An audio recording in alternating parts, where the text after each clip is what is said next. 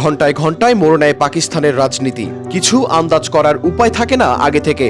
তাই তো নাটকীয়তায় মোড়ানো তাদের দীর্ঘ সরকার ব্যবস্থায় কখনো কোনো প্রধানমন্ত্রী ক্ষমতার মেয়াদ পূর্ণ করতে পারেননি। এবারও সাবেক প্রধানমন্ত্রী ইমরান খানকে জেলে ভরে একপক্ষীয় নির্বাচন করার পায়তারা করে নওয়াজ শাহবাজ দুই ভাই। তবে তাদের সেই গুড়ে বালি পড়ে গেছে ইমরান খানের ছক্কায়। কিন্তু ধোঁয়াশা শেষ হয়নি।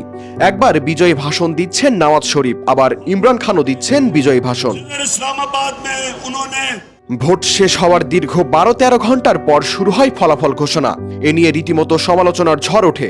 তবে কিসের কি, একের পর এক আসনে বাজিমাত করে যাচ্ছে ইমরান খান সমর্থিত স্বতন্ত্র প্রার্থীরা। এখন পর্যন্ত 266 আসনের মধ্যে ভোট হয় 265 আসনে। এর মধ্যে বেশিরভাগ আসনে জয় পেয়েছে ইমরান খান প্রার্থীরা।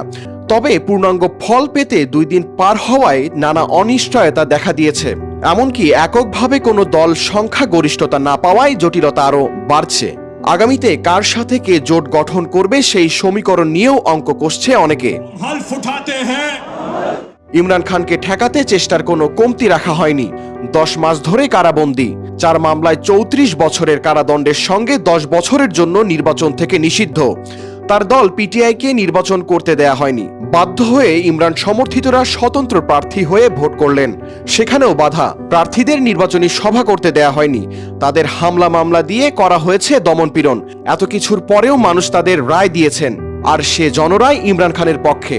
8 ফেব্রুয়ারি ভোটে ইমরান খান সমর্থিত স্বতন্ত্র প্রার্থীরা যা করে দেখালেন তা এক কথায় অবিশ্বাস্য, দুর্দান্ত। ইতিহাস তো বটেই। নির্বাচনে না দাঁড়ালেও জনগণের মাঝে ইমরান খান ও তার দল পিটিআইয়ের বেশ জনপ্রিয়তা রয়েছে।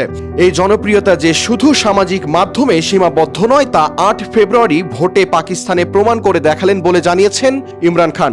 ফলে এবার ভোটে পিটিআই সমর্থিত স্বতন্ত্র প্রার্থীরা বেশ ভালো করেছেন। শাহরিয়ার কবির, প্রবাস খবর।